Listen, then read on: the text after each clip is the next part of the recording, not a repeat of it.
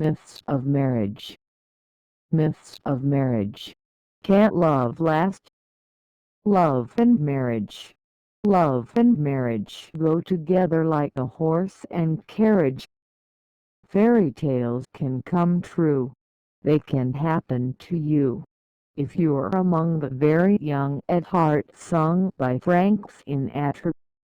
In the 40s, Frank Sinatra crewed to millions of swooning teenagers and set their hearts aflame.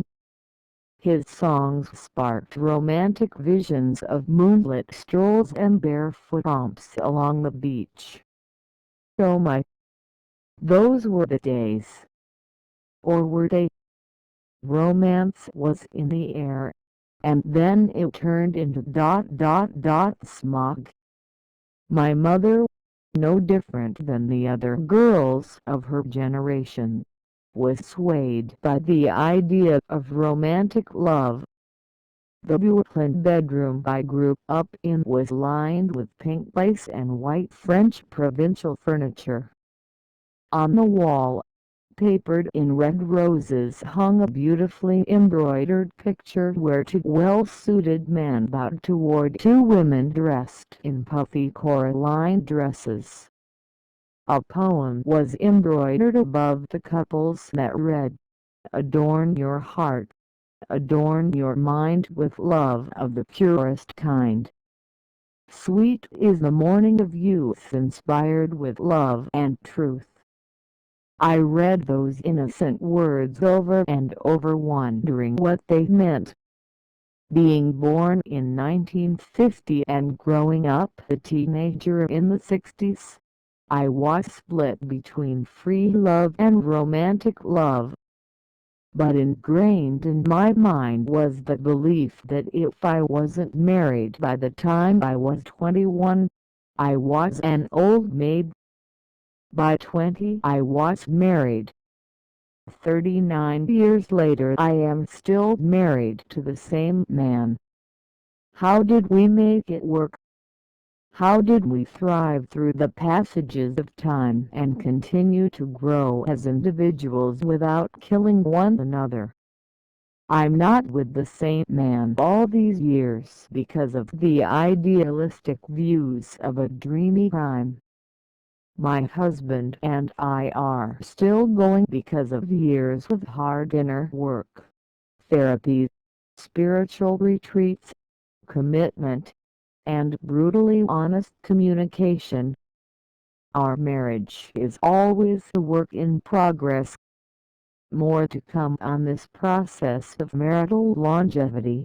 But first let's look at some history in regards to the myth of the perfect marriage. In previous eras, family and society dictated the moral, socio-economic and religious obligations of marriage. The marital bond was to ensure royal bloodline, property inheritance and children to toil the soil. Throughout history, families arranged marriages, and it continues even today. For most of mankind's civilized world, a woman was considered a possession. She lived where her husband lived and performed the duties that managed the proper household. Love was a luxury, not a necessity for our ancestors. Capitalism evolved society. Once women earned their own living, they were free to marry or choose not to. No longer dependent on traditional family structure for moral, social and financial survival, women obtained unlimited lifestyle options. Today, millions of people get married and millions more end up divorced. For couples working on marital issues, romantic love is their first attraction. However, it is only a matter of time when intimacy is tainted by the blame game of anger, fear and accusations. If you really loved me, you would. Somewhere between arranged marriages, romantic love and the feminist movement, the collective unconscious got trapped. We became lost in a dying vision of love. Today, a new mythology needs to emerge that allows relationships to evolve through consciousness, commitment and compassion. We need to give up the notion that there is somebody out there that will save us, fill up the hollow void that makes our heart ache to be in love. Relationship can then be an awakening, a spiritual exploration into our divinity. Jack Crabtree and Christine Barber, authors of The Biblical Foundations of Marriage, The Romantic Myth, ask the age-old question, what is love exactly? Quoted by the Mackenzie Study Center radio show, they state, part of the mythology that is deeply ingrained into our culture is that there will be this person out there that makes us feel tender, noble, giving and serving.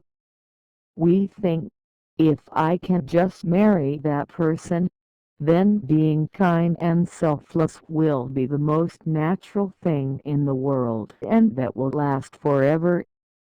The problem is that if we go into a marriage thinking we need to sustain that high feeling, then we set ourselves up for complete defeat and disappointment.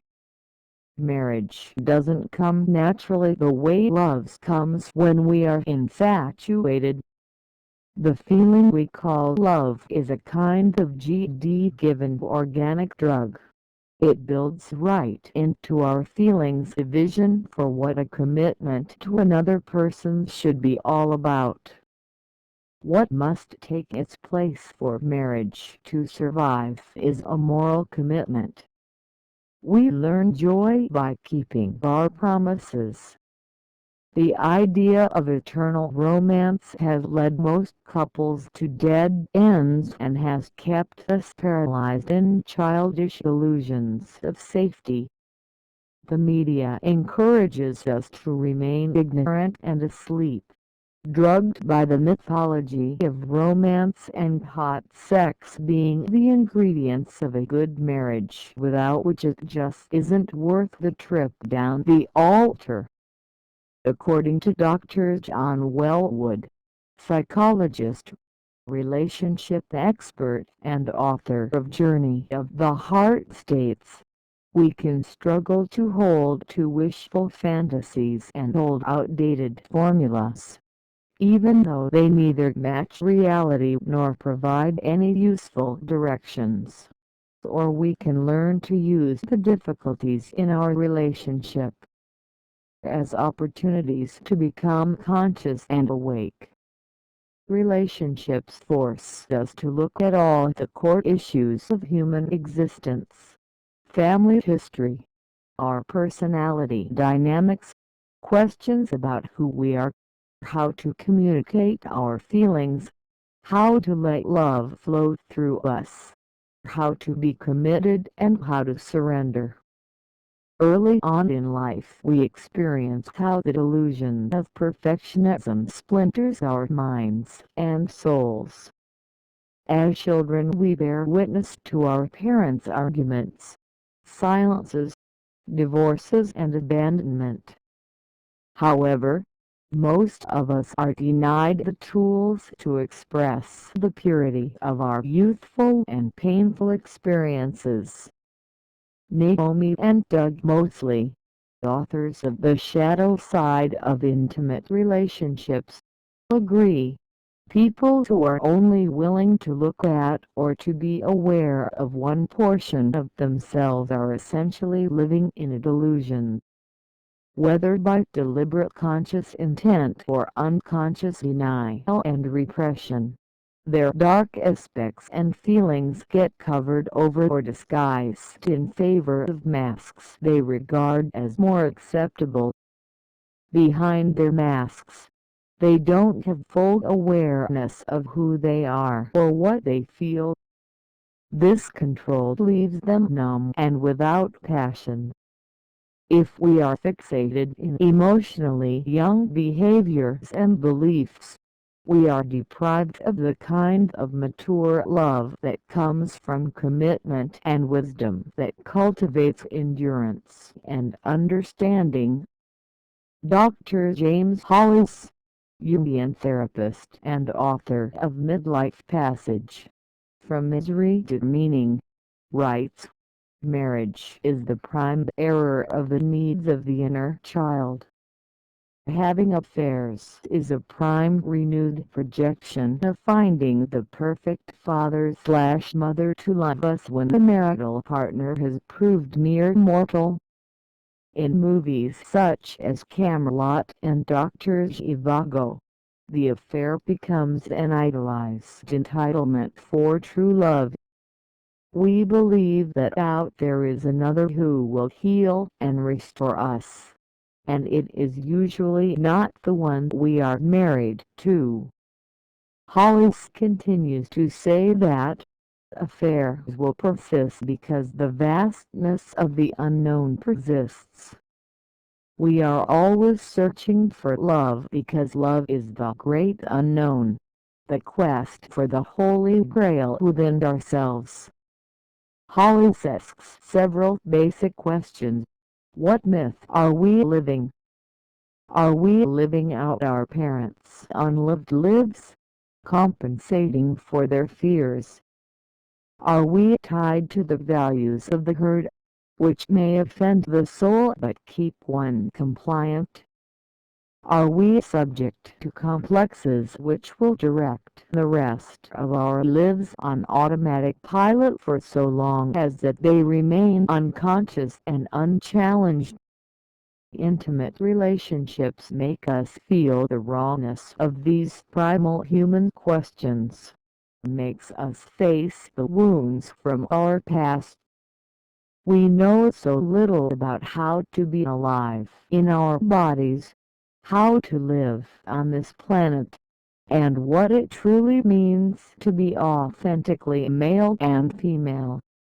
Marriage, as a conscious relationship, can't be the container for the commitment to explore these questions, a way to express all of our feelings as an intrinsic need to be loved. Couples can use the heat of conflict and resentment to self-actualize. Each person can learn to trust that they will not be abandoned when their dark side emerges. The acceptance of the shadow self creates the sacred space for couples to be fully seen and heard. Only then can true passion and love grow. Wellwood retells the story of the Greek myth of Eros and Psyche in the introduction of Journey of the Heart. Dr. Wellwood states that the myth suggests what the journey of conscious relationship may entail. The legend begins as Eros becomes Psyche's lover on the condition that she must never attempt to see his face. He visits her by night and for a while things go smoothly between them. But never having seen her lover, Psyche begins to wonder who he really is. When she lights a lamp to see his face, he flies away, and she must undergo a series of trials to find him again. When she finally overcomes the trials, she is united with him again, only this time in a much fuller way. This myth points out to the age-old separation between consciousness Psyche and love Eros. Traditional Western marriage has been like the lug in the dark. Like Psyche, we are presently undergoing the trials that every advance in consciousness entails. Fairy tales can come true if one is willing to forge through the intricacies of intimacy and grow up. By allowing love to be ordinary instead of all glitter and gold, Unconditional love can blossom, and a marriage made in heaven can emerge through years of conscious commitment and soulful exploration. What is a soulful exploration? When two people meet, it is important for them to understand each person's family of origin patterns. For example, I came from a family where shouting and screaming was common. My husband's family rarely spoke of feelings or anything dramatic. Chaos at the dinner table was usual in my family. Phones ringing, arguments, etc. For my husband, quiet, polite, and don't speak unless spoken to was his family's style. My husband had to find ways to open up more deeply.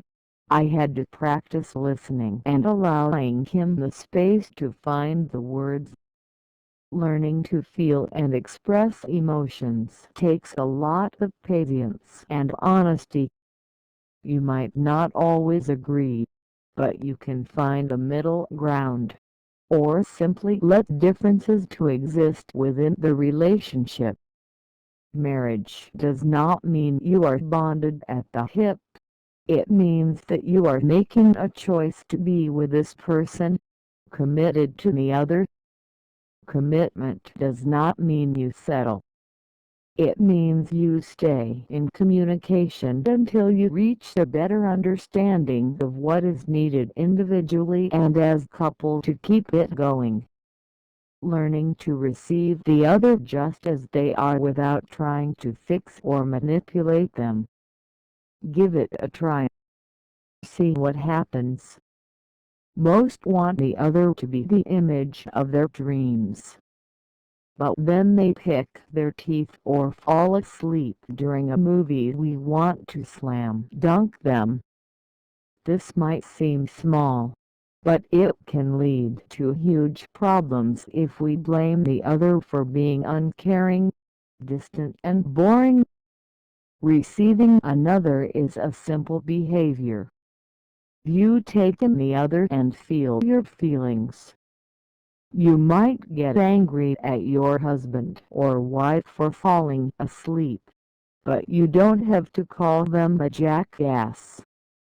You can simply say, "I am angry and need for you to be here with me while we watch the movie." The other person needs to be honest and say, "I am afraid that if I tell you I don't want to go to a movie and that what I really want to do is sleep, you will reject me." When we are vulnerable and don't hide our true selves, we feel closer to the other and don't take the other's needs and feelings personally. Feelings are the most difficult aspects of a relationship.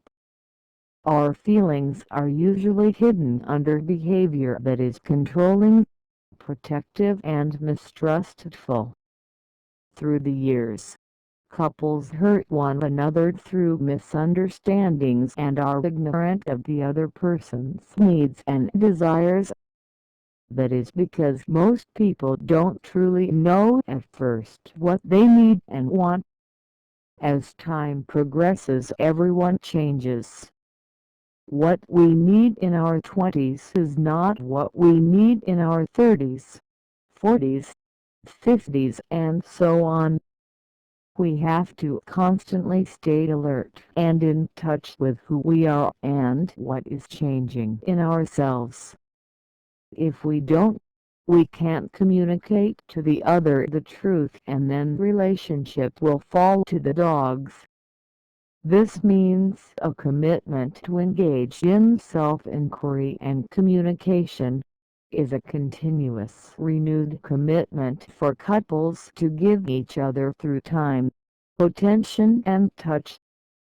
Things don't happen magically unless you express, make plans, and dream and share a vision that holds you together.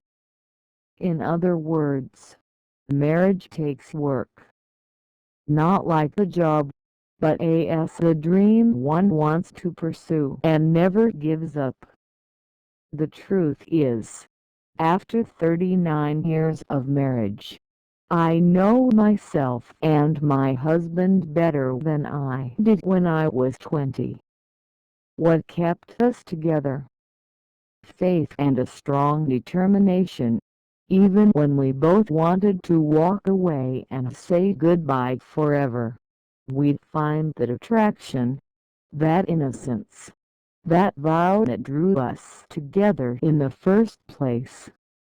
Something inside of us said, we will work this through. We are committed. Because of that commitment, our marriage still lives on.